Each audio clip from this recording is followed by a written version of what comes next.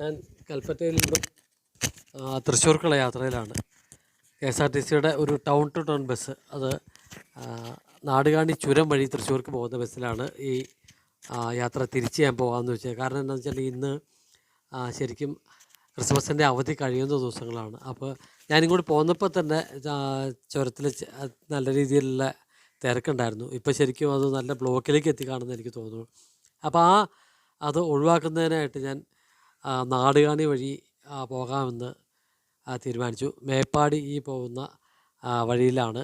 മേപ്പാടിയിൽ നിന്ന് വലത്തോട്ട് തിരിഞ്ഞാണ് മുണ്ടക്കൈയിലേക്ക് പോകേണ്ടത്. അപ്പോൾ മേപ്പാടി എത്തുന്ന ഒരു കാഴ്ചകൾക്ക് വേണ്ടി, വളരെ മനോഹരമായിട്ടുള്ള അടിപൊളി സ്ഥലങ്ങളിലൂടെയുള്ള ഒരു കാഴ്ചകൾക്ക് വേണ്ടി ഞാനിങ്ങനെ കാത്തിരിക്കുകയാണ്. ആദ്യമായിട്ടാണ് ഞാൻ ഈ ഒരു റൂട്ടിലൂടെ യാത്ര ചെയ്യുന്നത്. അപ്പോൾ അതിൻ്റെ ഒരു കൗതുകം എനിക്കുണ്ട്. ഏതായാലും മേപ്പാടിയിലെ കാഴ്ചകളിലേക്ക് നമ്മൾ അടുത്തുകൊണ്ടിരിക്കുകയാണ്. മേപ്പാടി ടൗണിൽ നിന്നും മേപ്പാടി എന്ന് പറയാമെന്നല്ലാതെ മേപ്പാടിയെക്കുറിച്ച് എനിക്ക് കൂടുതലറിയില്ല. ഇതാണ് ഏതായാലും എത്തിയിട്ട് കഴിഞ്ഞു ഞങ്ങൾ മേപ്പാടിയിൽ. അപ്പോൾ മേപ്പാടിയിലെ ജംഗ്ഷനിൽ ആൾക്കാരെ ഇറങ്ങുന്നതിനും കയറുന്നതിനൊക്കെ ആയിട്ട് ബസ് നിർത്തിയിരിക്കുകയാണ്. ഇവിടുന്ന് വലത്തോട്ട് തിരിഞ്ഞ് ഈ ബസ്സിൻ്റെ ഇടതുവശത്തുള്ള ഏറ്റവും പുറകിലുള്ള സീറ്റിലാണ് ഞാൻ ഇരിക്കുന്നത്. അതുകൊണ്ട് എനിക്ക് വലത്ത് സൈഡിലെ കാഴ്ചകളിലേക്കൊന്നും കൃത്യമായിട്ട് പോകുന്നതിന് സാധിക്കില്ല. അപ്പോൾ ഏതായാലും ഇവിടുന്ന് ഏകദേശം ഒരു 15 മറ്റോ കിലോമീറ്ററാണ് ചൂരൽമലയിലേക്കുള്ളത് എന്ന് തോന്നുന്നു.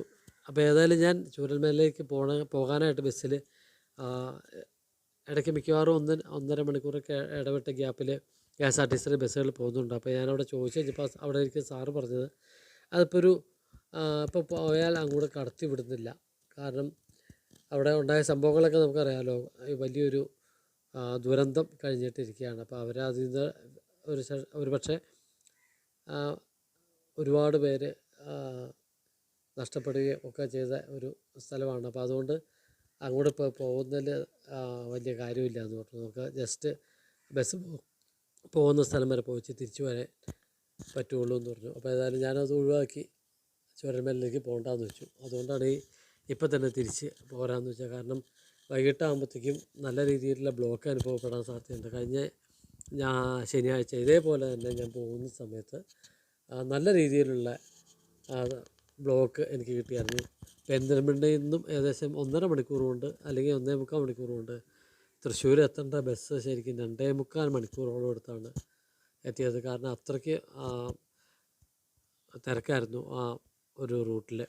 അപ്പോൾ ഏകദേശം ഇന്നത്തെ അവസ്ഥ വ്യത്യസ്തമൊന്നും ആവില്ല. മിക്കവാറും ഇനിയിപ്പോൾ നമ്മൾ വഴിക്കടവൊക്കെ ചെല്ലുമ്പോഴത്തേക്കും ഇന്ന് ഞായറാഴ്ച കൂടിയാണ്, ആൾക്കാർ കുറവായിരിക്കും, യാത്രക്കാർ കുറവായിരിക്കും എന്നുള്ള കാരണത്താൽ ഒരു പക്ഷേ ഈ പ്രൈവറ്റ് ബസ്സുകളൊക്കെ വൈകിട്ടത്തെ ട്രിപ്പുകളൊക്കെ ഒഴിവാക്കാൻ സാധ്യതയുണ്ട്. ഏകദേശം 4 മണിയെങ്കിലും ആവാണ്ട് നമ്മൾ എത്തുകയില്ല. ഇവിടുന്ന് ഈ വഴിക്ക് പോയാലും നമ്മൾ വഴിക്കടവിലേക്ക് എത്തുകയില്ല.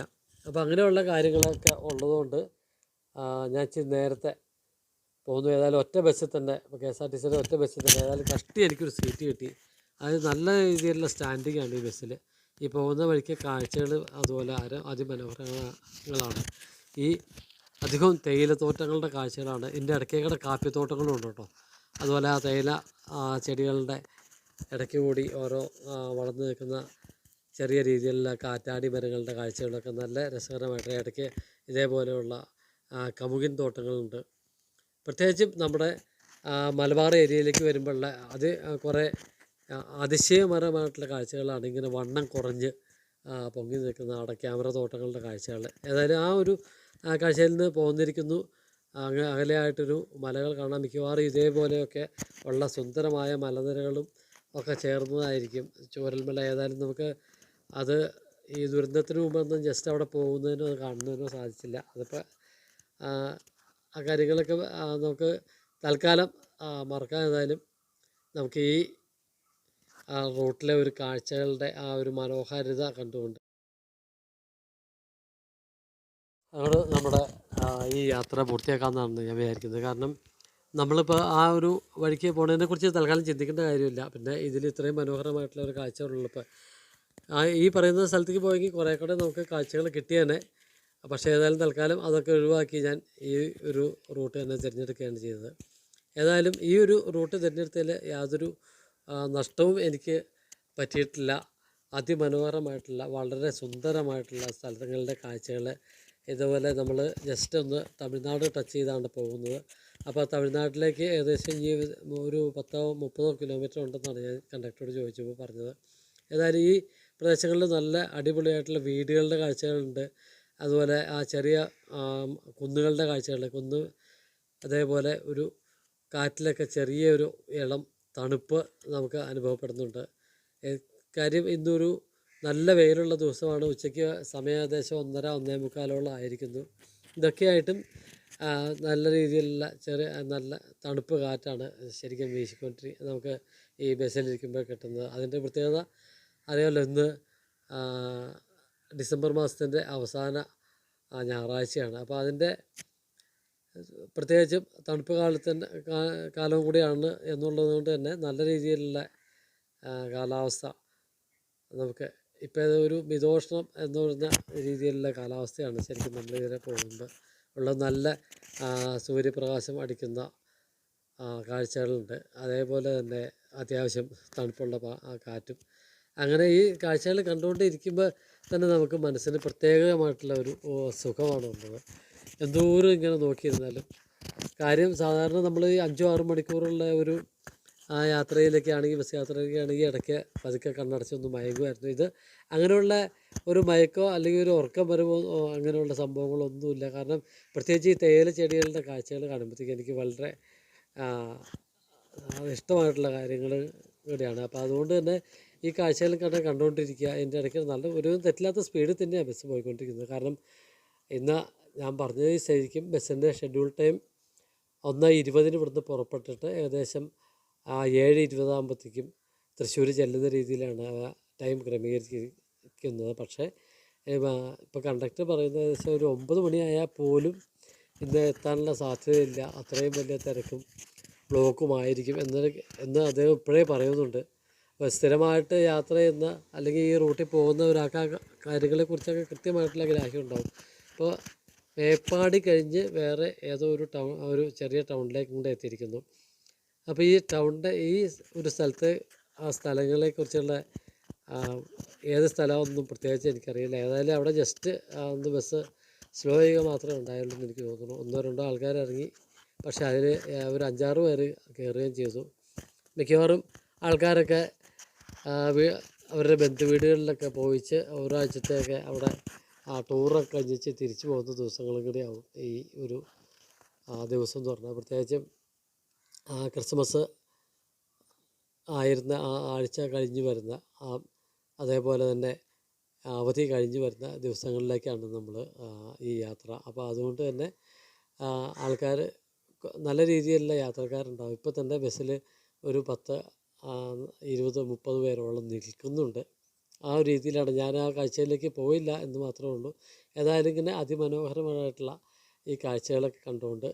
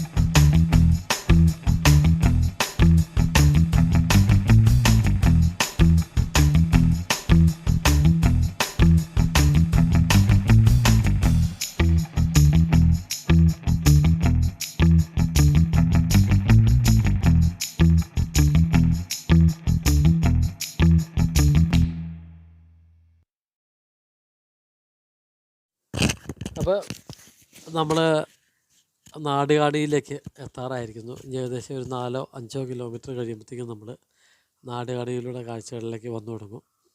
അപ്പോൾ ഞാൻ പറയുന്നത് എന്താണെന്ന് വെച്ചിട്ടുണ്ടെങ്കിൽ, ഈ ബസ്സിൽ പറ്റുവാണെങ്കിൽ ആ ഫ്രണ്ടിലത്തെ സീറ്റിലിരുന്ന് ഈ ഒരു യാത്ര ചെയ്തിട്ടുണ്ടെങ്കിൽ, നാടുകാണി വരെയൊക്കെ ഞാൻ ചെയ്തിട്ടുണ്ട്, പക്ഷേ അതിൻ്റെയൊക്കെ 10 മടങ്ങ് രസകരമായിട്ടുള്ളൊരു കാഴ്ചയാണ് ബസ് നാടുകാണിയുടെ കാഴ്ചയിലേക്ക് എത്തിക്കൊണ്ടിരിക്കുന്ന കാഴ്ചയാണ് ഇപ്പോൾ കണ്ടുകൊണ്ടിരിക്കുന്നത്.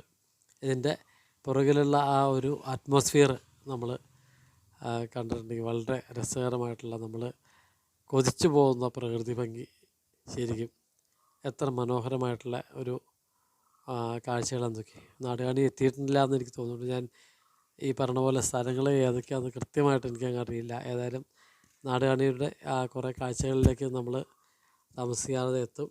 അതിന് തൊട്ട് മുമ്പ് വരെയുള്ള കുറേ ചൂളമരങ്ങളുടെയും കാറ്റാടി മരങ്ങളുടെയും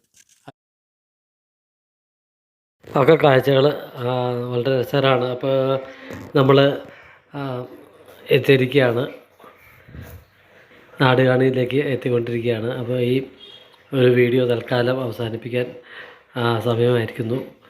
ഈ വീഡിയോ ഇഷ്ടപ്പെട്ടെങ്കിൽ എല്ലാവരും ഷെയർ ചെയ്യുക, ലൈക്ക് ചെയ്യുക, കമൻറ്റ് ചെയ്യുക. Good bye.